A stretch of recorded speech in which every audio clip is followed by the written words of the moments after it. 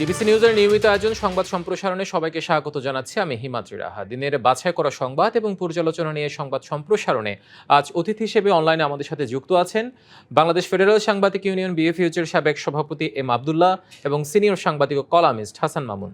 দুজনকে স্বাগত সংবাদ সম্প্রসারণে। আমরা যেমনটি বলছিলাম, দিনের প্রধান খবর, বাছাই করা খবর নিয়ে আমরা আসলে আলোচনা করব। আলোচনা যদি করতে চাই, বলতে হয় আজকে সংসদে আইনমন্ত্রী বলেছেন যে রাজনৈতিক প্রতিহিংসামূলক মামলাগুলো কমিয়ে আনার চেষ্টা করা হচ্ছে, তো যাচাই বাছাই করা হচ্ছে। এবং আরেকটি সুখবর আমাদের জন্য আছে, সেটি হচ্ছে দীর্ঘদিন পর, অর্থাৎ 2 বছর পর বাংলাদেশের জন্য মালয়েশিয়ার শ্রমবাজার উন্মুক্ত হয়েছে, যেটা মন্ত্রী আরিফুল হক চৌধুরী তিনি আমাদেরকে জানিয়েছেন। আরেকটা বিষয় নিয়ে আমরা যদি সময় থেকে আলোচনা করতে পারি, এনসিপির জুলাই পদযাত্রা নিয়ে, যেখানে ককটেল বিস্ফোরণ হয়েছে এবং নাহিদ ইসলাম বলেছে যে এক ফ্যাসিস্ট দল দিল্লি পালিয়েছে এবং সরকারও একদলীয় শাসনের মতো শাসনের পথে হাঁটছে। আমরা শুরুতেই একটু বিএফইউজের মহাসচিব, বিএফইউজের সাবেক সভাপতি এম আবদুল্লাহ, আপনাকে দিয়ে আমরা একটু শুরু করতে চাই। যে কথা বলছিলাম যে আসলে আইনমন্ত্রী সংসদে আজকে একটা কথা বলেছে যে রাজনৈতিক প্রতিহিংসামূলক মামলাগুলো কমানোর চেষ্টা করা হচ্ছে। আসলে একটা দেখা যায় রাজনৈতিক পট পরিবর্তনের পর এই মামলাগুলো বেশি হয় এবং রাজনৈতিক পরিবারগুলো নিঃস্ব হয়। সেটা এই এই কালচারটা আসলে অনেকদিন ধরেই আমরা দেখে আসছি। একজন সিনিয়র গণমাধ্যম কর্মী হিসেবে হয়তো আপনার অভিজ্ঞতা আরও বেশি। আপনার অভিজ্ঞতার আলোকে এই বিষয়টি যেহেতু আইনমন্ত্রী সংসদে দাঁড়িয়ে বলেছে, মাঠ পর্যায়ে আসলে কতটুকু কার্যকর হবে বা আদৌ হবে কিনা?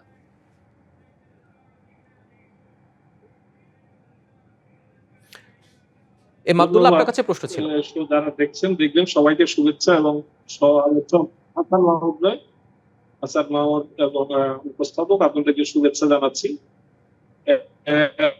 যে বিষয়টি নিয়ে কথা বলছেন, যে আইনমন্ত্রীর বক্তব্য, আসলে বাংলাদেশে এই যে উদ্দেশ্য প্রণোদিত মামলা ডেফিনেশন নিয়েও কথা বলার সুযোগ আছে।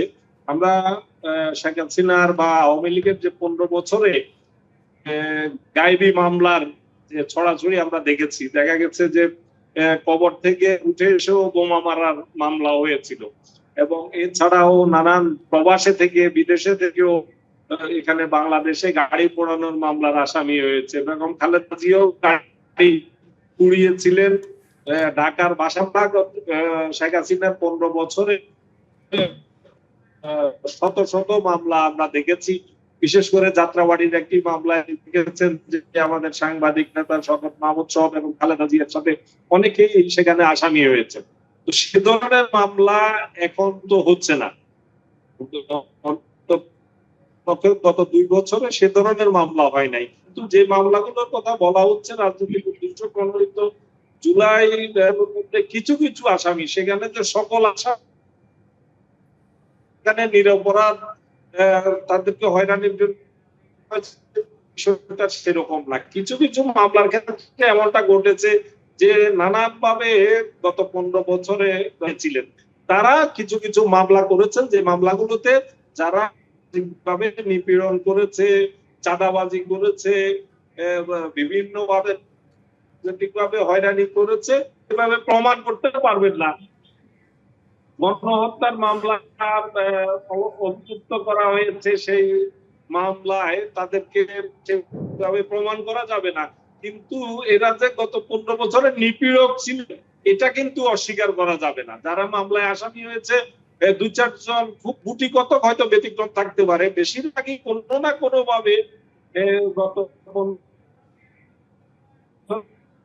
নানান ধরনের অপরাধের সাথে জড়িত ছিলেন এবং নানান সমাজে নানান অনাচারের মামলা দিয়ে বিরোধী পক্ষকে হয়রানি করার বিভিন্ন কর্মকাণ্ডে জড়িত ছিলেন, তাদের ফাঁসি করা হয়েছে।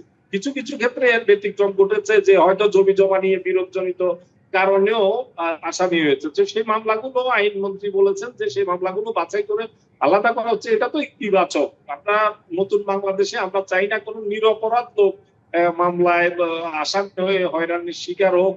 গত 15 বছরে যে কারণে আমরা জুলুমের শাসন, ফ্যাসিবাদী শাসন আমরা বলি, সেই ধরনের কালচার থেকে বাংলাদেশ বেরিয়ে আসবে, এটা তো আমাদের সবারই প্রত্যাশা।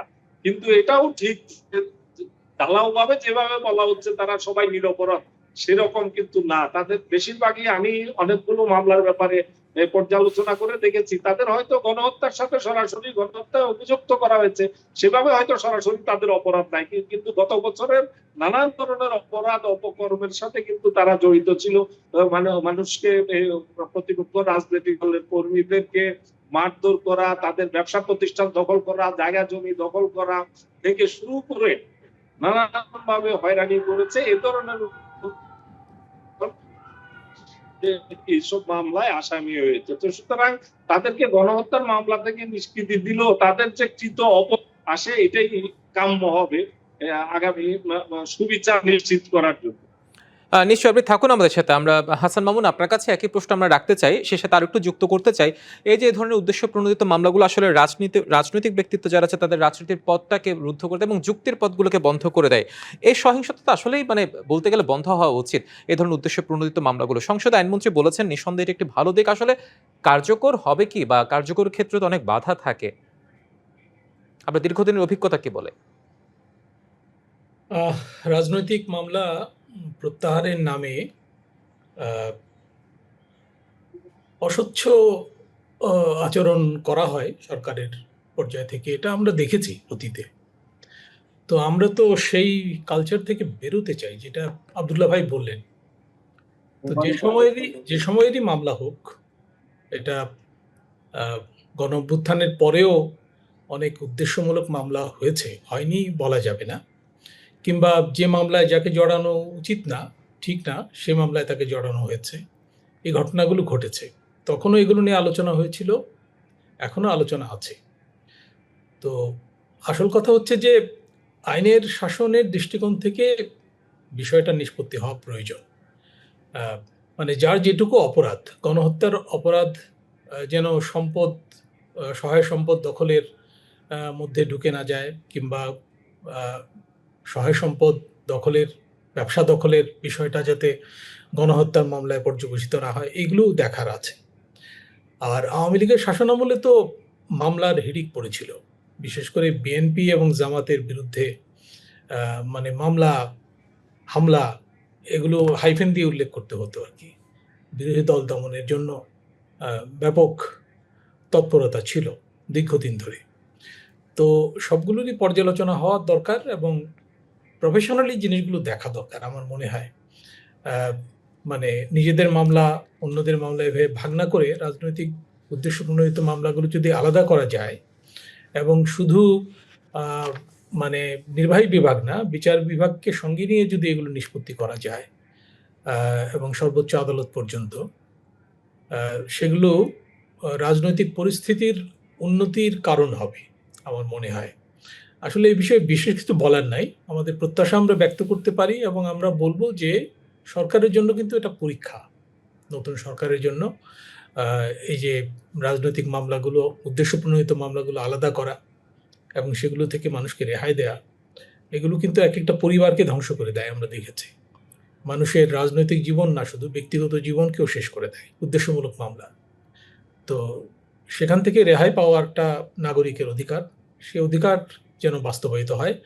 আবার এর নামে যেন রাজনৈতিক যোগ সাদস্যে অর্থ বা অন্য কোনো কারণে অপরাধীরা পার পেয়ে না যায়, সেটাও দেখতে হবে। আমাদের আইন শৃঙ্খলা পরিস্থিতির কিন্তু মানে উন্নতি হয়েছে বলা যাবে না।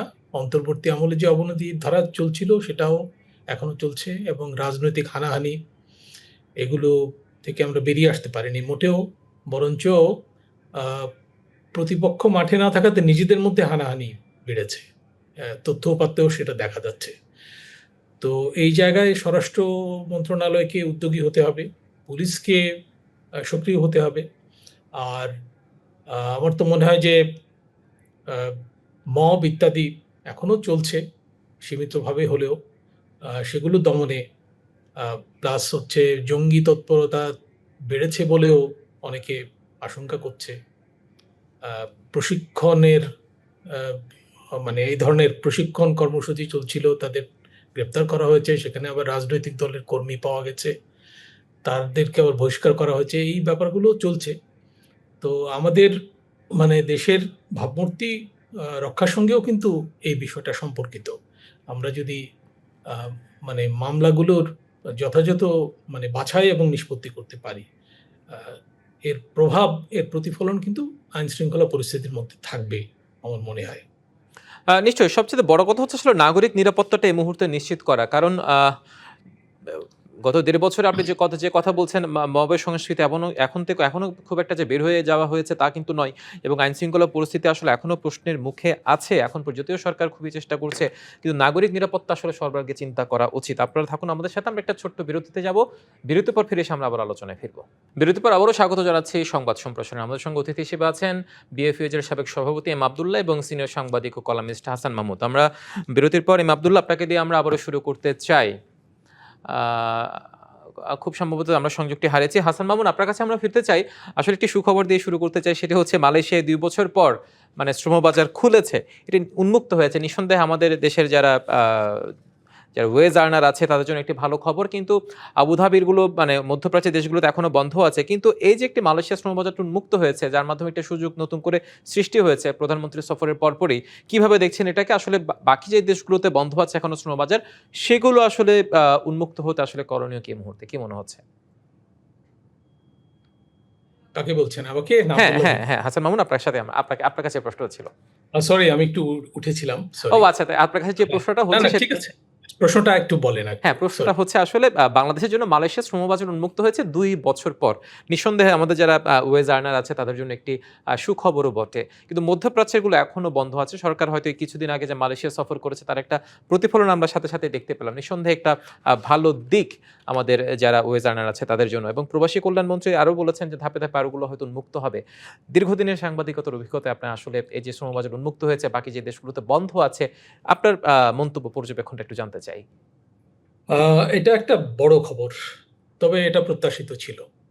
আহ, এবং আমরা তো জানি যে তারেক রহমান সাহেব প্রধানমন্ত্রী প্রথম সফর করেছিলেন মালয়েশিয়াতে। তো এই সফর নিয়ে নানা কথা, যে ভারত সফরের যে দাবি ভারতীয় কর্তৃপক্ষ থেকে, সেটা এড়ানোর জন্য উনি মালয়েশিয়া গিয়েছিলেন। আসলে উদ্দেশ্য ছিল চায়না সফর করা। যাই হোক, সে বিতর্কে না যাই।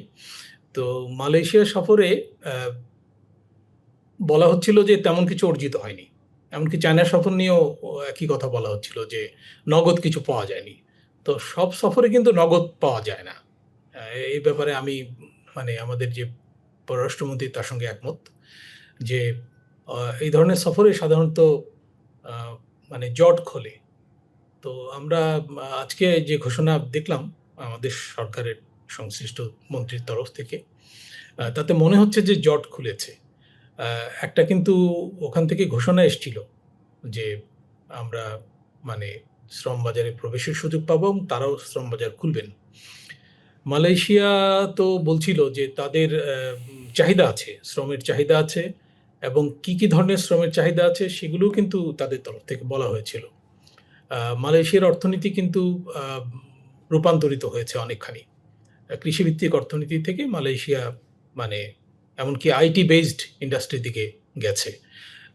মানে শুধু পাম বাগানে কাজ না, মালয়েশিয়াতে শুধু নির্মাণ শ্রমিক সাপ্লাই করে না, মালয়েশিয়া কিন্তু গুণগত মানসম্পন্ন শ্রমশক্তি রপ্তানির সুযোগও মালয়েশিয়াতে আছে, এবং আমরা বেশি রেমিটেন্স পেতে পারি কম শ্রমশক্তি পাঠিয়ে, এইরকম পরিস্থিতিও আছে মালয়েশিয়াতে হয়েছে।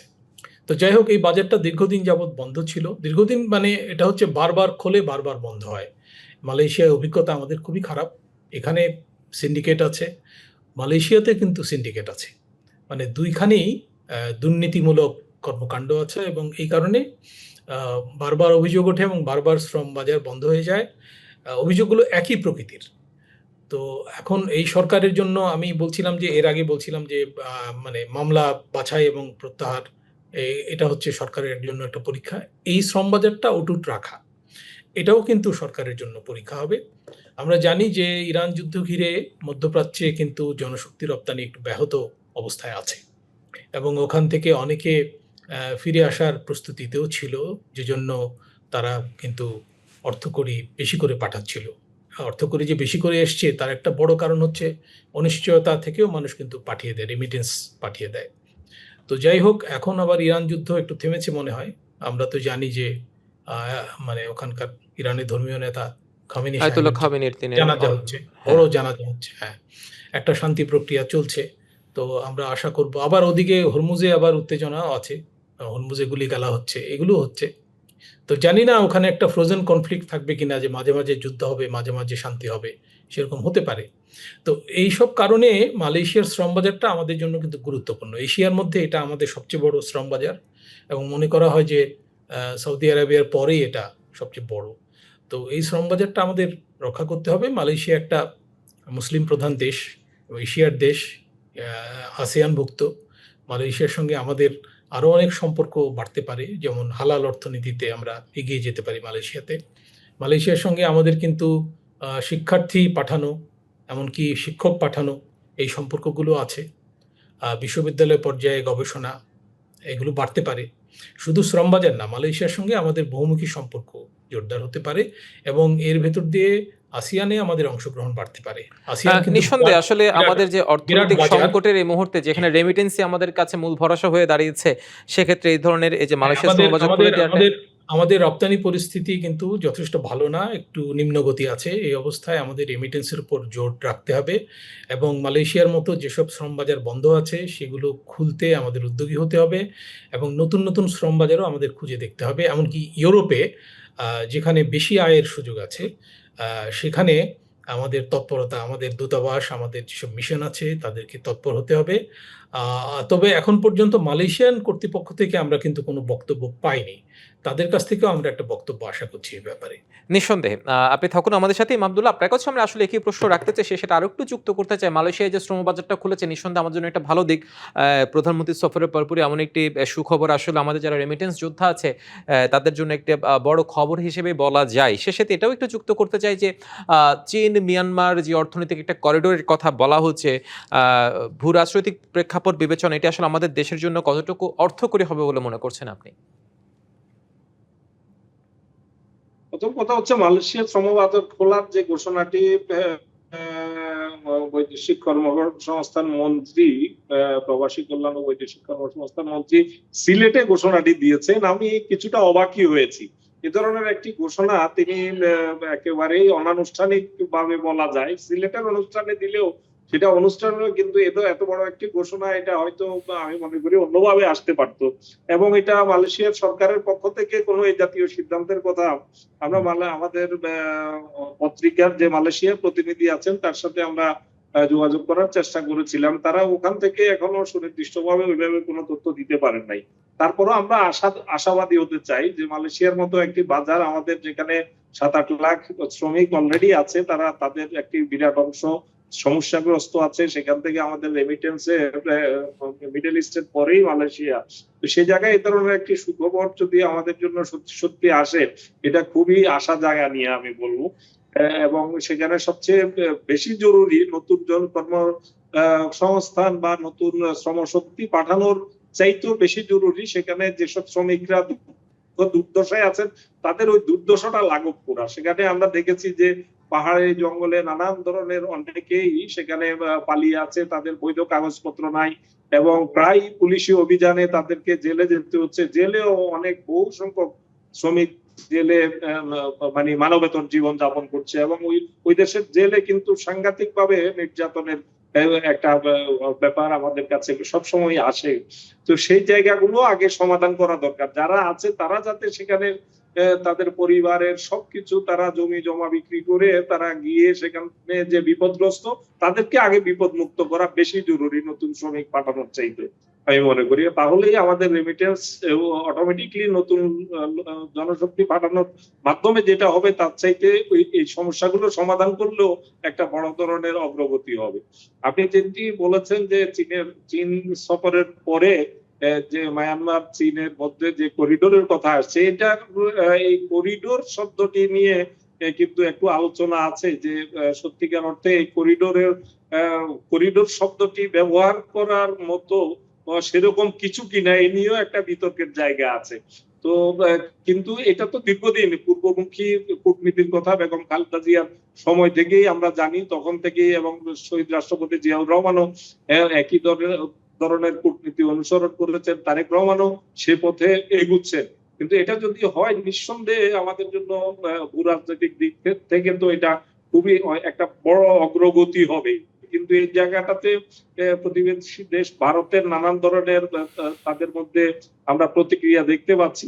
সেটা শেষ পর্যন্ত কতটা সাফল্যের মুখ দেখবে। সবচেয়ে বড় কথা হলো আমাদের রোহিঙ্গা নিয়ে আমাদের যে বড় সমস্যা, এটা যদি চীনের সহায়তায় আমরা যদি এর থেকে উত্তরণ ঘটাতে পারি, তাহলেই আমাদের জন্য সবচেয়ে বড় অর্জনের জায়গায় এই মুহূর্তে। কারণ এই রোহিঙ্গা প্রায় 11-12 লাখ রোহিঙ্গা নিয়ে আমাদের যে গলার কাটা হয়ে আছে, এদের এই জায়গা থেকে যদি আমাদের একটা প্রত্যাবাসনের জায়গাটাতে যদি পথ সুগম হয়, তাহলে আমাদের বড় একটি সংকট থেকে আমাদের উত্তরণ করবে এবং সেটাই বাংলাদেশের জন্য অনেক বড় ইতিবাচক ঘটনা ঘটবে। তারেক রহমান চেষ্টা উদ্যোগগুলো যাতে সফল হয় এবং আমরা যেটা জেনেছি এই সফরকালে অত্যন্ত চীনের প্রেসিডেন্ট এবং প্রধানমন্ত্রী দুজনই অত্যন্ত মানে হৃদয় দিয়ে উষ্ণ অভ্যর্থনা জানিয়েছেন এবং অত্যন্ত আন্তরিকতার পরিচয় দিয়েছেন এবং তারা তো স্পষ্ট ভাবে বলেছেন যে বাংলাদেশের পাশে তারা যে কোনো পরিস্থিতিতে থাকবেন। এটা তো নিশ্চয়ই কূটনৈতিক ভাবে আমি মনে করি একটা বড় অগ্রগতির জায়গা। নিঃসন্দেহে আমরা চাই যে আসলে অর্থনীতির দিগন্ত বিস্তৃত হোক, কিন্তু রাজনৈতিক উদ্দেশ্য প্রণোদিত নয়, সেগুলো অর্থনৈতিক উদ্দেশ্য প্রণোদিতই হোক। হাসান মামুন, আপনার কাছে সবশেষ ফিরতেছে, একটি কথা বলেছে আসলে যে আপনার নাহিদ ইসলাম, যে একটি দল একনায়কতন্ত্র কায়েম করতে গিয়ে দিল্লি পালাতে বাধ্য হয়েছে, বিএনপিও এখনো একদলীয় শাসনের পথে হাঁটছে। আসলে এই সমালোচনা বা এই আলোচনাটাকে আপনি কতটা প্রাসঙ্গিক বলে মনে করছেন? এনসিপির একটা জমায়েতে বোমা হামলা হয়েছে, মানে ককটেল বিস্ফোরণ হয়েছে। তো সেই ঘটনায় একটু উত্তেজনা তৈরি হয়েছে। আর এনসিপির পদযাত্রা চলছে। তো সামনে স্থানীয় সরকার নির্বাচনে এনসিপি পার্টিসিপেট করবে, তারা তাদের প্রার্থীদের পরিচিত করবে, সেটাও কিন্তু একটা তাদের লক্ষ্য। তো এইরকম মানে অভিযোগ করে বক্তব্য রাখা, এটা আমাদের পলিটিক্যাল কালচারের অংশ। তবে আমার মনে হয় যে কথায় কথায় ওই আওয়ামী লীগের তুলনা দেওয়া, মানে গণ অভ্যুত্থানে যারা অংশ নিয়েছিল, যারা নির্বাচিত হয়ে এসছে, তাদেরকে ওইভাবে ব্র্যান্ড করা, এটা ইট ইজ টু আর্লি। এটা মানে হাসিনা সরকার যত মানে অপকর্ম করেছিল, বিশেষ করে তিনটা নির্বাচন যেভাবে জালিয়াতি করে জনতার সাথে প্রতারণা করেছিল ইত্যাদি ইত্যাদি, এবং সঙ্গে অন্যান্য অপরাধ, আর্থিক অপরাধ থেকে নিয়ে গুম খুন ইত্যাদি, ব্যাপক বিরোধী দল দমন, আন্দোলন দমন, নাগরিক অধিকার দলন ইত্যাদি, তারপরে দেশকে একটা প্রতিবেশী দেশের হাতে অলমোস্ট তুলে দেওয়া, দেশের নীতি নির্ধারণকে, এইসব অপকর্ম যারা করেছিল তাদের সঙ্গে ঝট করে একটা পক্ষকে মানে সমান্তরাল করে দেওয়ার চেষ্টা করা, আইডেন্টিক্যাল করে দেওয়া, যেই হবে তাদের এই পরিণতি হবে। আমার মনে হয় যে এইসব রেটরিক একটু কম করা এনসিপির জন্য ভালো। এনসিপির একটা ভবিষ্যৎ আছে, এনসিপি যেন নিজের পায়ের উপর দাঁড়ায় এবং তাদের পলিটিক্সটাকে তারা যেন একটা স্বাতন্ত্র্যমণ্ডিত করতে পারে, এটা আমি ব্যক্তিগতভাবে প্রত্যাশা করব। এখানে মানে সমর্থন অসমর্থনের বিষয় না।